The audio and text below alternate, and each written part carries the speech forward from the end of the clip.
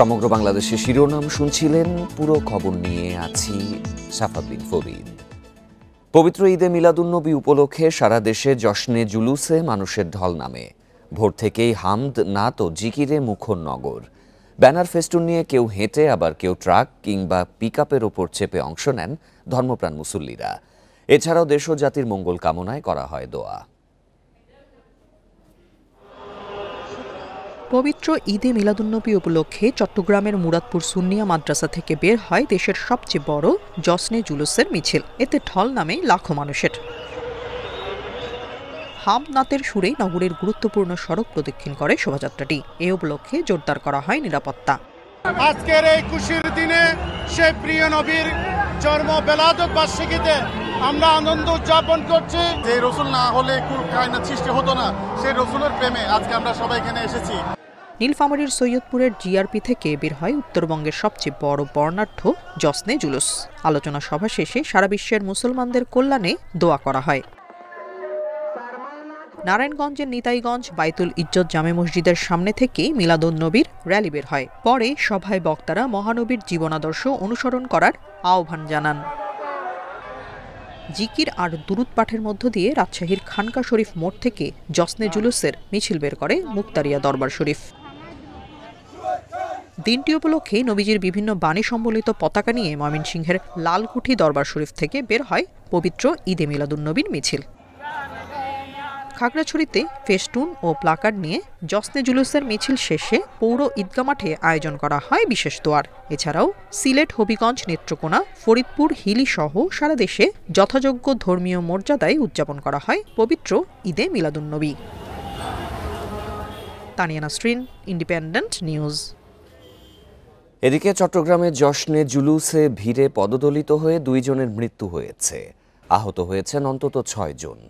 দুপুরে নগরীর মুরাদপুর এলাকায় এই ঘটনা ঘটে। চট্টগ্রাম মেডিকেল কলেজ হাসপাতালের পুলিশ ফাঁড়ির সহকারী উপপরিদর্শক মোহাম্মদ আশিক জানান, নিহত আহতরা জুলুসে অংশ নিতে মুরাদপুর এলাকাতে আসেন। তীব্র গরম আর ভিড়ের মধ্যে কয়েকজন অসুস্থ হয়ে নিচে পড়ে যায়। এ সময় পদদলিত হয় তারা। পরে আহত অবস্থায় 8 জনকে হাসপাতালে আনা হয়। এদের মধ্যে 2 জনকে মৃত ঘোষণা করেন চিকিৎসক। বাকিদের হাসপাতালে চিকিৎসা দেয়া হচ্ছে বলে জানিয়েছে কর্তৃপক্ষ।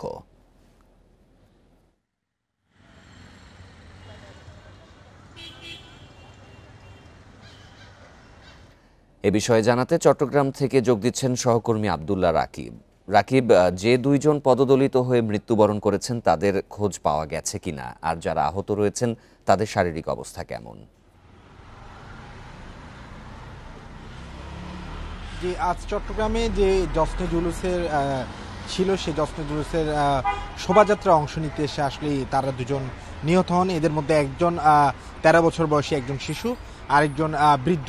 ইতিমধ্যে একজনের মরদেহ তাদের পরিবারের কাছে বুঝিয়ে দিয়েছে পুলিশ। আরেকজনের মরদেহ এখনো আছে, সেটি যে আইনগত প্রক্রিয়া, সেই আইনগত প্রক্রিয়ার পরে তাদের পরিবারের কাছে বুঝিয়ে দেওয়া হবে। আমরা দেখেছি কিছুক্ষণ আগে আহতদের দেখতে চট্টগ্রাম মেডিকেল কলেজ হাসপাতালের এসেছিলেন চট্টগ্রামের city mayor doctor Shahadat Hossain. তিনি আহতদের চিকিৎসার বিষয়ে খোঁজ খবর নেন এবং তাদের সব ধরনের চিকিৎসার ব্যবস্থা করার জন্য হাসপাতাল কর্তৃপক্ষকে নির্দেশনা দেন। পরবর্তীতে নিহত পরিবারদের সাথে দেখা করেন তিনি এবং সমবেদনা জানান। আজকের যে ঘটনাটি ঘটে, এটি আসলে জুলুস, যে 54 বছর ধরে যে জুলুসটি হয়ে আসছে, এর মধ্যে এবারই এইরকম মর্মান্তিক ঘটনা বলা চলে ঘটে। এবং যারা আগত বা যারা এসেছেন ঘটনার পর হাসপাতালে ছুটে এসেছেন জুলুসে অংশ নেওয়া, তারা বলছেন যে এবারে আসলে স্বাভাবিকের তুলনায় মানুষ বেশি ছিল, পাশাপাশি তীব্র গরমও ছিল।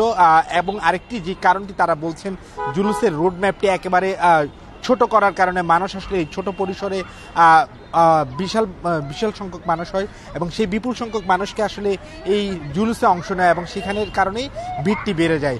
ফলশ্রুতিতে যারা দূর দূরান্ত থেকে এসেছেন তারা এক ধরনের ভিড়ের মধ্যে ছিলেন এবং আমরা দেখেছি সকাল থেকে যখন 9টা থেকে এই র্যালিটি বের হয়, সেটি আসলে মুরাদপুর মোড়ে আসতে প্রায় 1.5 ঘন্টা সময় লাগে। সেটি একটি বড় কারণ ছিল আসলে ছোট একটি ম্যাপ করে দেওয়া হয়েছিল চট্টগ্রাম নগর পুলিশ থেকে।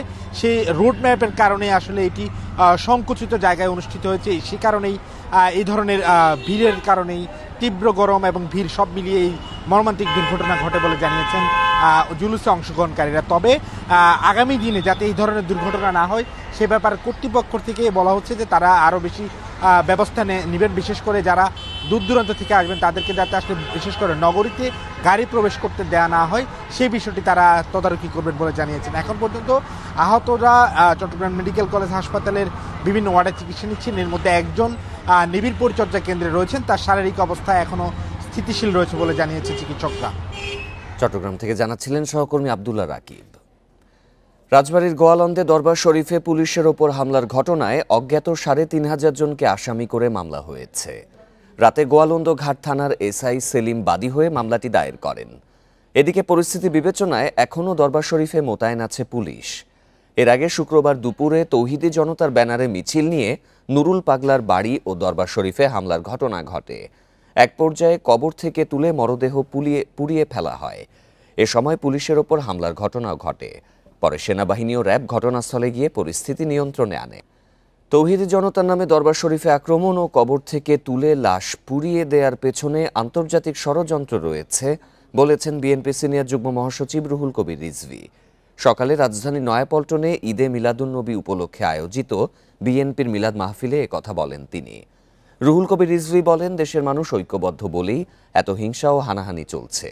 যারা বিএনপিকে ভারতপন্থী বলছে তারা নিজেরাই বাংলাদেশপন্থী নয় বলেও মন্তব্য করেন তিনি। বিএনপি সবসময় বাংলাদেশ ও জনগণের পক্ষে কাজ করেছে, ভবিষ্যতেও করবে বলে জানান বিএনপি নেতা।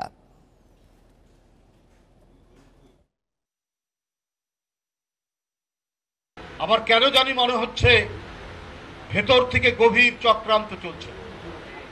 আমরা আমাদের এই বয়সে আমরা কিছুটা পাকিস্তান আমলও দেখেছি, তখন ছোট, তখন তো মাজার আক্রমণের কথা শুনিনি, তখন তো আমরা মাজারের কোনো লাশ পুড়িয়ে দেওয়ার কথা শুনিনি। বিভিন্ন স্থানে হামলা, মাজারে ভাঙচুর, কবর থেকে লাশ তুলে পোড়ানোর ঘটনাগুলো কোনো বিচ্ছিন্ন ঘটনা নয়। নির্বাচনকে বাধাগ্রস্ত করতে একটি পক্ষ এ ধরনের কাজ করতে পারে বলে মন্তব্য করেছেন বিএনপি স্থায়ী কমিটির সদস্য মির্জা আব্বাস। দুপুরে ঢাকা মেডিকেল কলেজ হাসপাতালে গণ অধিকার পরিষদের সভাপতি নুরুল হক নূরের শারীরিক অবস্থার খোঁজ নিতে গিয়ে এসব কথা বলেন তিনি। মির্জা আব্বাস বলেন, দেশে একটি অস্বাভাবিক অবস্থা বিরাজ করছে। সরকার শক্ত অবস্থানে না থাকায় দেশে নৈরাজ্য বেড়েছে বলেও মন্তব্য করেন তিনি। এ সময় নূরের শারীরিক অবস্থার অবনতি হওয়ায় দুঃখ প্রকাশ করেন তিনি। এছাড়া উন্নত চিকিৎসার জন্য নূরকে দ্রুত বিদেশে নেয়ার আহ্বানও জানান তিনি।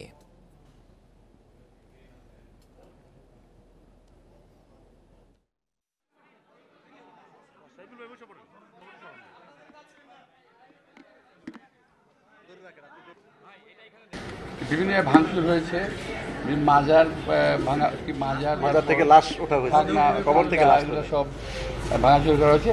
এগুলো আসলে বিচ্ছিন্ন কিছু না। নির্বাচনটা সামনে রেখে এই ধরনের আরো অনেক কিছু সামনে আপনার দেখতে পাবেন, যাতে নির্বাচনটা না হয়। একটা শ্রেণীর লোক চাচ্ছে যাতে নির্বাচন না হয়। সরকার মব সন্ত্রাস নিয়ন্ত্রণ করতে না পারলে আসন্ন জাতীয় নির্বাচন প্রশ্নবিদ্ধ হবে বলে মন্তব্য করেছেন জাতীয় পার্টির কো চেয়ারম্যান মোস্তাফিজার রহমান মোস্তফা। দুপুরে রংপুর মহানগর ও জেলা জাতীয় পার্টির কার্যালয়ে বিভাগীয় প্রতিনিধি সভায় কথা বলেন তিনি। আইন শৃঙ্খলা পরিস্থিতি নিয়ন্ত্রণে না থাকলে কোনোভাবেই সুষ্ঠু নির্বাচন সম্ভব নয় উল্লেখ করে তিনি বলেন, লেভেল প্লেইং ফিল্ড বজায় থাকলে আগামী নির্বাচনের জন্য জাতীয় পার্টি প্রস্তুত। দলের প্রার্থী তালিকা প্রায় চূড়ান্ত হয়েছে জানিয়ে জাতীয় পার্টি কো চেয়ারম্যান বলেন, আওয়ামী লীগের ক্লিন ইমেজের নেতারা জাতীয় পার্টিতে যোগ দিলে তাদেরও মনোনয়ন দেয়া হবে। সভা শেষে দলীয় নেতাকর্মীরা কেন্দ্রীয় কার্যালয় সহ বিভিন্ন অফিসে অগ্নিসংযোগ ও ভাঙচুরের প্রতিবাদে বিক্ষোভ মিছিল করেন।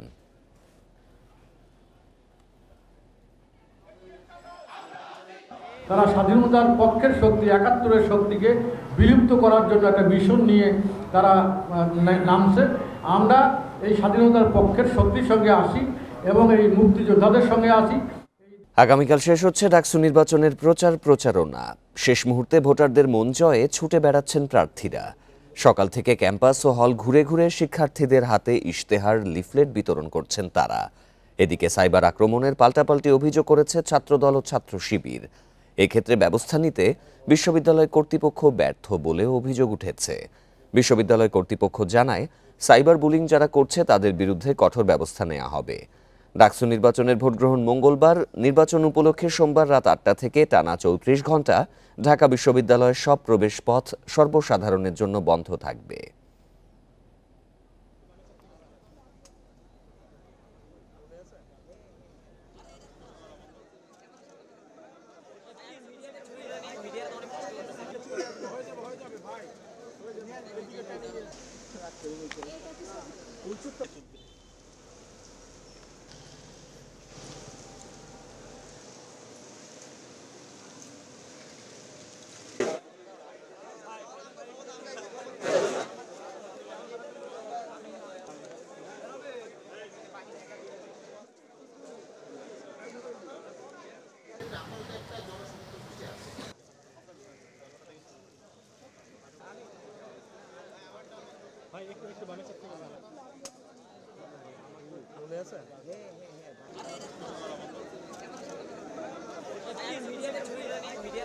নারী শিক্ষার্থীদের জন্য নিরাপদ ক্যাম্পাস ও সব ধর্মবর্ণের মানুষের জন্য বৈষম্যহীন পরিবেশ গড়ে তোলার প্রতিশ্রুতি দিয়েছেন ছাত্রদলের ভিপি প্রার্থী আবিদুল ইসলাম খান। শনিবার ঢাকা বিশ্ববিদ্যালয়ের মহসিন হলে গণমাধ্যমকে এসব কথা বলেন তিনি। সবার অধিকার নিশ্চিতে যারা কাজ করবে তাদেরকেই ডাকসু নির্বাচনে বিজয়ী করার আহ্বান তার। ঢাকা বিশ্ববিদ্যালয়ে কোনো শিক্ষার্থীকে নারী বা পুরুষ হিসেবে গণনা করা হবে না বলেও জানান ছাত্রদলের এই প্রার্থী। রাজনৈতিক অপসংস্কৃতি গোটা দেশকে যেভাবে ধ্বংস করেছে, ঢাকা বিশ্ববিদ্যালয়কে ভবিষ্যতে তার বাইরে রাখা হবে বলে জানান তিনি।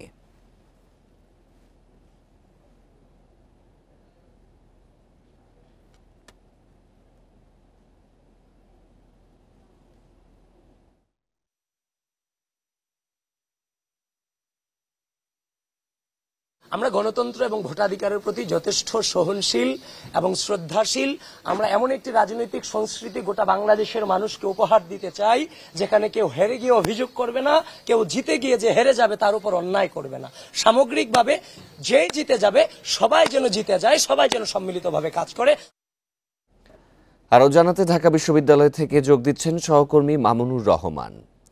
মামুন, নির্বাচনের প্রচার কার্যক্রম তো রোববার পর্যন্ত চলবে, তো শেষ মুহূর্তে ভোটারদের মন জয়ের লক্ষ্যে প্রচারণার মাত্রা কেমন বাড়িয়েছেন প্রার্থীরা, তারা কি বলছেন?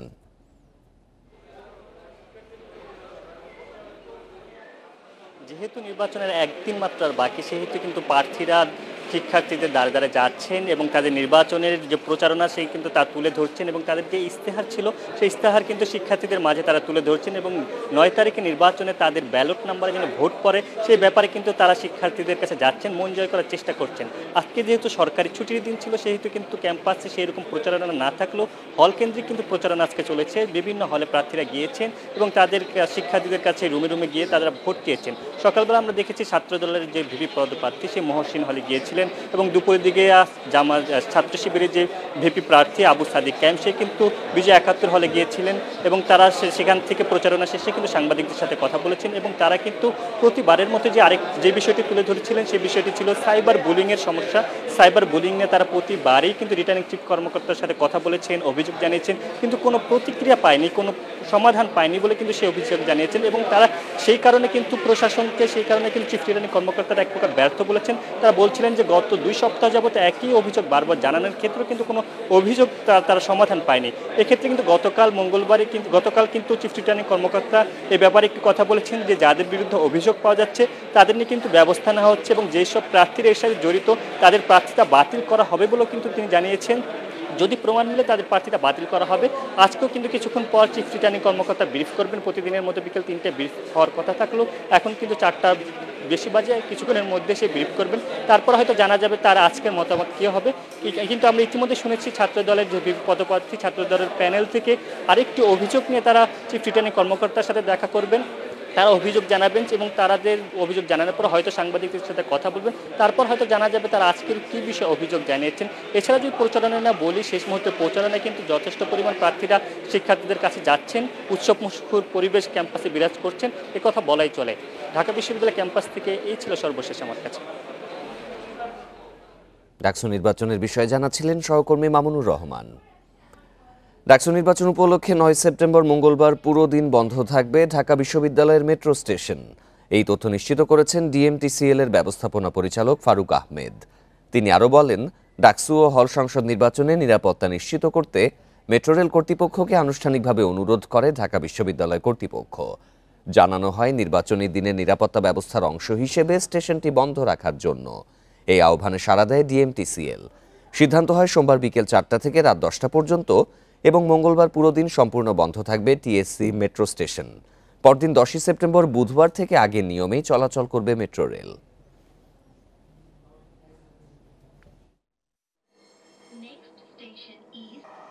আগে যেভাবে করতো প্রতি টাইমে হরতালের টাইমে ভবন যেতে হবে ওইভাবে আবেদন করছে একটা সার্টেন টাইমের জন্য বন্ধ রাখার জন্য। তবে ইলেকশনের দিন জমে উঠেছে জাহাঙ্গীরনগর বিশ্ববিদ্যালয়ে কেন্দ্রীয় ছাত্র সংসদ নির্বাচনের প্রচারণা। তবে অনেক প্রার্থীর বিরুদ্ধে নির্বাচনী আচরণবিধি ভঙ্গের অভিযোগ উঠেছে। প্রার্থীরা বলছেন তফসিল ঘোষণার আগেই বহিরাগতদের নিয়ে সমাগম ও সামাজিক যোগাযোগ মাধ্যমে প্রচারণা চালিয়েছেন অনেক প্রার্থী। নির্বাচন কমিশন বলছে আচরণবিধি ভঙ্গের অভিযোগের সত্যতা পাওয়া গেলে নেওয়া হবে ব্যবস্থা। ৩৩ বছর পর অনুষ্ঠিত হচ্ছে জাহাঙ্গীরনগর বিশ্ববিদ্যালয় কেন্দ্রীয় ছাত্র সংসদ নির্বাচন ঘিরে উৎসবমুখর ক্যাম্পাস, চলছে প্রচারণা। কয়েকটি সংগঠন ও স্বতন্ত্র প্রার্থীর বিরুদ্ধে আচরণবিধি ভঙ্গের অভিযোগ উঠেছে বহিরাগতদের পাশাপাশি সাবেক শিক্ষার্থীদের নিয়ে প্রচারণা চালিয়েছেন অনেকে। 25 জনের বেশি একসাথে জমায়েত হওয়া যাবে না, কিন্তু আমরা দেখতেছি যে কিছু স্বতন্ত্র প্যানেলের প্রার্থী তারা হচ্ছে 25 জনের অধিক মানুষজন শিক্ষার্থীদের নিয়ে তারা হলগুলোতে প্রচারণায় নামছে। যে স্পষ্ট বলা আছে আচরণবিধিতে যে শুধুমাত্র শিক্ষার্থী ব্যতীত এই নির্বাচনে অন্য কেউ হচ্ছে প্রচারণা অংশ নিতে পারবেন না, কিন্তু আমরা দেখতে পারি যে হচ্ছে শুধুমাত্র শিক্ষার্থী কেন, শিক্ষার্থী ছাড়া আর বাকি সবাই হচ্ছে এই প্রচারণা অংশ নিচ্ছেন। আমাদের নির্বাচন কমিশন থেকে যেই অর্থের পরিমাণ নির্ধারণ করে দেওয়া হয়েছে, আমরা শুনছি যে সেই অর্থের পরিমাণ আসলে বিভিন্ন জায়গায় ছাড়িয়ে যাচ্ছে লিমিট। নির্বাচন কমিশন বলছে এরই মধ্যে আচরণবিধি ভঙ্গের কিছু মৌখিক ও আনুষ্ঠানিক অভিযোগ পেয়েছেন। যাচাই বাছাই করে প্রয়োজনীয় ব্যবস্থা নেওয়া হবে। যেই অভিযোগগুলো আমরা পেয়েছি সেই অভিযোগ পাওয়ার পরপরে আমরা সংশ্লিষ্টদের কাছ থেকে এই বিষয়ে তাদের বক্তব্য গ্রহণ করে অতি দ্রুত যেই অপরাধ ঘটছে বা যেই আচরণটা লঙ্ঘন হচ্ছে তার উপর নির্ভর করে আমরা তার বিরুদ্ধে ব্যবস্থা গ্রহণ করব। জাকসু নির্বাচনে ভিপি পদে 10 জন, জিএস পদে 9 জন সহ মোট প্রার্থী 179 জন। ভোট আগামী 11 সেপ্টেম্বর। Independent news. আমরা যখন বললাম যে আপনি এখানে 8 কিলোমিটার দূরে আপনি আসতে কি সমস্যা, উনি কয় লক্ষ্মীপুর এরিয়া। সড়কটা লক্ষ্মীপুর থেকে আপনার চন্দ্রমাধব সড়কটা একদমই বাজে সড়ক। কর্তৃপক্ষ যারা রয়েছেন তারা কেন্দুরবাগ এবং দক্ষিণে 2টা টাইমার মেশিন স্থাপন করেছেন। এই কারণে বাস যখন ড্রাইভার প্রতি মিনিটে 50 টাকা জরিমানা দিতে হয়, তখন সে যখন দেখে যে প্রতি মিনিটে তার 50 টাকা জরিমানা দিতে হয়, তখন সে আর সামনে কি আছে এটা দেখে না। ভারী যন্ত্রপাতি না থাকায় খাল থেকে বাস উদ্ধারে বেগ পেতে হয়। বেপরোয়া গতি ও ভাঙাচোরা সড়কের কারণে দুর্ঘটনা বলে প্রাথমিকভাবে ধারণা পুলিশের। ড্রাইভারদেরকে নিয়মতান্ত্রিকভাবে গাড়ি চালানোর জন্য প্রশিক্ষণ দেওয়া উচিত এবং যথাযথ কর্তৃপক্ষের সুদৃষ্টি এবং প্রয়োজনীয় ব্যবস্থা কামনা করতেছি। অত্যন্ত ভাঙা একটা রাস্তা এবং এই রাস্তায় যারা গাড়ি চালায় গাড়িগুলোর ব্যাপারে যথাযথ কর্তৃপক্ষের কাছে জোর দাবি জানাচ্ছি। গত 6 আগস্ট দুর্ঘটনাস্থলের মাত্র 1 কিলোমিটার দূরে একটি মাইক্রোবাস নিয়ন্ত্রণ হারিয়ে খালে পড়ে এক পরিবারের 7 জন নিহত হন। Independent news. গাজীপুরের 3 সড়ক এলাকায় বাস চাপায় নওগাঁ জেলা ডিবির ওসি মোস্তাফিজ হাসান নিহত হয়েছেন। এই ঘটনায় তার স্ত্রী আহত হয়েছেন। বর্তমানে তাকে উন্নত চিকিৎসার জন্য ঢাকায় পাঠানো হয়েছে। পুলিশ জানায় সড়কের পাশে প্রাইভেট কার রেখে মোস্তাফিজ হাসান ও তার স্ত্রী সহ জেলা পুলিশ লাইনে যান। কাজ শেষে রাস্তা পার হওয়ার সময় বাস তাদের চাপা দেয়। পরে স্থানীয়রা তাদের উদ্ধার করে শহীদ তাজউদ্দিন আহমদ মেডিকেল কলেজ হাসপাতালে নিয়ে গেলে মোস্তাফিজ হাসানকে মৃত ঘোষণা করা হয়। গুরুতর আহত লতিফা জেসমিনকে প্রাথমিক চিকিৎসার পর ঢাকা মেডিকেল কলেজ হাসপাতালে পাঠানো হয়েছে। এ ঘটনায় চালকসহ বাসটিকে আটক করা হয়েছে। 36 দিনের সংগ্রামের পর বাংলাদেশ মুক্ত হলেও সমস্ত আকাঙ্ক্ষা বাস্তবায়িত হয়নি বলে মন্তব্য করেছেন গৃহায়ন, গণপূর্ত এবং শিল্প উপদেষ্টা আদিলুর রহমান খান। সকালে নাটোরের ভবানীগঞ্জ বোরে জুলাই শহীদ স্মৃতিস্তম্ভ উদ্বোধন করে একথা বলেন তিনি। জুলাইয়ের সংঘটিত হত্যা ও অপরাধের বিচার বাস্তবায়নের প্রক্রিয়া চলছে উল্লেখ করে তিনি বলেন, এর ফলাফলও দেখা যাচ্ছে। জুলাইয়ের সব অঙ্গীকার বাস্তবায়নে সরকার প্রতিশ্রুতিবদ্ধ বলেও জানান আদিলুর রহমান খান। এর আগে নাটোরে জুলাই শহীদদের কবর জিয়ারত করেন তিনি। বিচারকে দৃশ্যমান করে তোলার প্রক্রিয়া চলছে এবং আপনারা দেখছেন দৃশ্যমান হয়ে উঠছে। সংস্কারও আমরা এগিয়ে নিয়ে যেতে চাচ্ছি। আমরা চেষ্টা করছি আমাদের দায়িত্ব যতদূর সম্ভব বাস্তবায়নের মাধ্যমে, কারণ এটা শুধু একটা সরকার নয়, এটা গণ অভ্যুত্থানের সরকার। ১৫০ বছরের পুরনো কুমিল্লা পৌরসভা সিটি কর্পোরেশনের রূপান্তরের এক যুগ পার হলেও জনবল সংকটে বাড়েনি নাগরিক সেবা। সিটি কর্পোরেশন ২৪২টি পদের বিপরীতে আছে ৬৭ জন। জনবল সংকটের কারণেই নাগরিক ভোগান্তি যেমন বাড়ছে, তেমনি বাড়তি দায়িত্বে মানসিক চাপ বাড়ছে কর্মকর্তাদের ওপরও। কুমিল্লা সিটি কর্পোরেশনের স্বাস্থ্য কর্মকর্তার দায়িত্বে আছেন একজন প্রকৌশলী। গত ৫ বছর যাবৎ স্বাস্থ্য কর্মকর্তার পদটি শূন্য থাকায় অতিরিক্ত দায়িত্ব পালন করছেন নির্বাহী প্রকৌশলী আবু সাইদ ভূঁইয়া। একই সাথে তিনি প্রধান প্রকৌশলীর রুটিন দায়িত্ব এবং একটি প্রকল্প পরিচালকেরও দায়িত্ব পালন করছেন। এই প্রাথমিক স্বাস্থ্যসেবা নিশ্চিত করার জন্য আমাদের যে সেটআপ আছে, ওই সেটআপগুলোকে মেনটেন করার জন্য একজন ডাক্তার খুব দরকার এবং আমরা বারংবারই আমরা মন্ত্রণালয়ে চিঠি দিয়েছি। পর্যাপ্ত জনবল না থাকায় এভাবেই কুমিল্লা সিটি কর্পোরেশনের অনেক কর্মকর্তাকেই আরও 2 থেকে 3টি করে পদের দায়িত্ব পালন করতে হচ্ছে। প্রধান নির্বাহী কর্মকর্তা, প্রধান প্রকৌশলী, রাজস্ব কর্মকর্তা, নগর পরিকল্পনাবিদের মতো গুরুত্বপূর্ণ পদ খালি দিনের পর দিন। আমাদের লোকবল নাই, সেজন্য আমরা একটু যথেষ্টই একটু প্রেসারে থাকি। আমাদের লোডটা একটু বেশি হয় এবং কাজকাম করতে গেলে আমাদের একটু সময় দেওয়া লাগে। কুমিল্লা সিটি কর্পোরেশন প্রতিষ্ঠার 1 যুগেরও বেশি সময়ে 3 জন নির্বাচিত মেয়র দায়িত্ব পালন করেছেন। এরপরও সিটি কর্পোরেশনের জনবল সংকটের সমাধান না হওয়ায় সেবার মানের উন্নতি হয়নি বলছেন ভুক্তভোগীরা। মনে হয় চুক্তিভিত্তিকে অলরেডি দেওয়া আছে প্রায় 1000 লোকের কাছাকাছি। তো যদি আপনার পার্মানেন্ট লোক নিয়োগ দেওয়া হয়, সেক্ষেত্রে দেশের বেকারত্ব কমবে, প্লাস নগরবাসী তার সুবিধাও খুব ভালো হবে। সেবা দিতে পারছে না বলেই কিন্তু আজকে আমাদের কুমিল্লায় যানজট মুক্ত হচ্ছে না। সেই সেবাগুলি দিতে পারছে না বলেই কিন্তু আমরা জলবদ্ধতা থেকে আমরা মুক্ত পাচ্ছি না। তবে এর মধ্যে মন্ত্রণালয়ে জনবলের চাহিদা পাঠানোর কথা জানান সিটি কর্পোরেশনের প্রশাসক। মানুষের হয়রানি কমছে না, ভোগান্তি কমছে না। আমি এখানে যোগদানের পরে আমি অবহিত হয়েছি। আমি ইতিমধ্যেই এ বিষয়ে কার্যকর পদক্ষেপ নিয়ে আমি চেষ্টা করছি আগামী 2 মাসের মধ্যেই যেন জনবল পেতে পারি। কুমিল্লা সিটি কর্পোরেশনের 27টি ওয়ার্ডে 12 লাখেরও বেশি মানুষের বসবাস। Independent news. চাঁদপুরে অ্যাম্বুলেন্সে মানসিক ভারসাম্যহীন নারীকে ধর্ষণের অভিযোগ উঠেছে। এ ঘটনায় মুরাদ হোসেনকে গ্রেপ্তার করেছে পুলিশ। শুক্রবার রাতে সদর উপজেলার নিজ গাছতলা এলাকায় এই ঘটনা ঘটে। সদর থানার ওসি জানান, চালক মুরাদ ঢাকা থেকে রোগী নিয়ে লক্ষ্মীপুরে যান। সেখানে থেকে চাঁদপুরে আসার পথে লক্ষ্মীপুর বাসস্ট্যান্ডে ওই নারীকে জোরপূর্বক অ্যাম্বুলেন্সে তুলে নিয়ে আসেন। এরপরেই তাকে ধর্ষণ করা হয়। পরে পুলিশ অ্যাম্বুলেন্সটি সড়কের পাশে থামানো অবস্থায় দেখে তল্লাশি চালিয়ে ওই নারীকে উদ্ধার করে। এ ঘটনায় চালকসহ অজ্ঞাতনামা আরও 2 থেকে 3 জনের বিরুদ্ধে মামলা করেছে পরিবার। ভুক্তভোগী ওই নারীকে চাঁদপুর মেডিকেল কলেজ হাসপাতালে ভর্তি করা হয়েছে।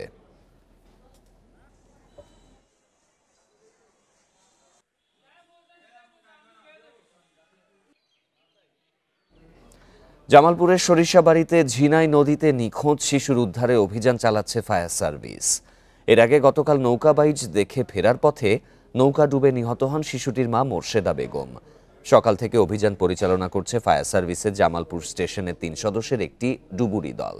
ফায়ার সার্ভিস জানায়, সরিষাবাড়িতে নৌকা বাইচ খেলা শেষে অর্ধশত মানুষ নিয়ে ফেরার পথে ধারাভাষ্য এলাকায় এসে নৌকাটি ডুবে যায়।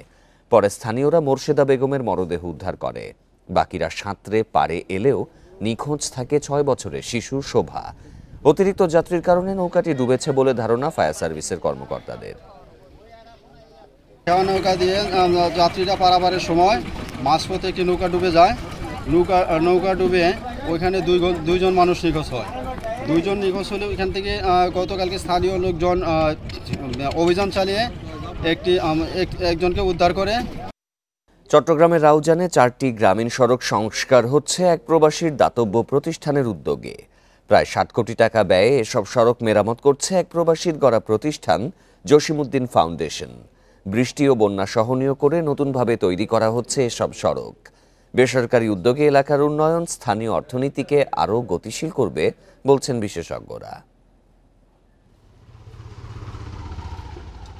চট্টগ্রামের রাউজানের নোয়াপাড়া থেকে চৌধুরীহাট, পতেরহাট থেকে ঘাটখুল এবং নিরামিষ পাড়াগামী 3টি সড়ক নিয়ে লম্বা সময় ধরে ভোগান্তিতে এলাকাবাসী। সড়ক মেরামতে সরকারের নানা দপ্তরে আবেদন করেও সুফল মেলেনি। ভাঙাচোরা রাস্তায় অসংখ্য গর্ত আর কাদা পানির মাঝে পথ চলতে হয় এলাকাবাসীর। নোয়াপাড়া থেকে চৌধুরীহাট পর্যন্ত সম্পূর্ণ ভাঙা, কোথাও আমাকে পালা করে চালানোর মতো জায়গা নেই, সবখানে ভাঙা। 10 মিনিটের পথ আমাদের যাওয়ার সময় লাগে আধা ঘন্টা, আর যারা অসুস্থ তাদের তো আর কথাই নাই যাওয়ার। সম্প্রতি এসব ভাঙা সড়ক সম্পূর্ণ মেরামতের উদ্যোগ নিয়েছে আরব আমিরাত প্রবাসী জসিমউদ্দিনের দাতব্য প্রতিষ্ঠান। প্রায় 20 কোটি টাকা ব্যয়ে কাপ্তাই সড়কের কমলার দিঘি থেকে কচুখাইন পর্যন্ত 5 কিলোমিটার রাস্তা ঢালাই ও মেরামত করেছে জসিমউদ্দিন ফাউন্ডেশন। এলাকার আরও 3টি সড়ক সংস্কার হচ্ছে 40 কোটি টাকা ব্যয়ে। একটা রিজিট পেমেন্ট করতে চাচ্ছি, যেটা আরসিসি রোড বলা হয় সাধারণ ভাষায়। এটা 18 ফিট প্রশস্ত হবে এবং 3 কিলো দৈর্ঘ্য হবে। বেসরকারি উদ্যোগে সড়ক 4টি সংস্কারে ছাড়পত্র দিয়েছে স্থানীয় সরকার মন্ত্রণালয়। অবকাঠামো সংস্কারে এমন স্থানীয় উদ্যোগ গ্রামীণ অর্থনীতিতে গতি আনবে বলছেন উন্নয়ন বিশেষজ্ঞরা।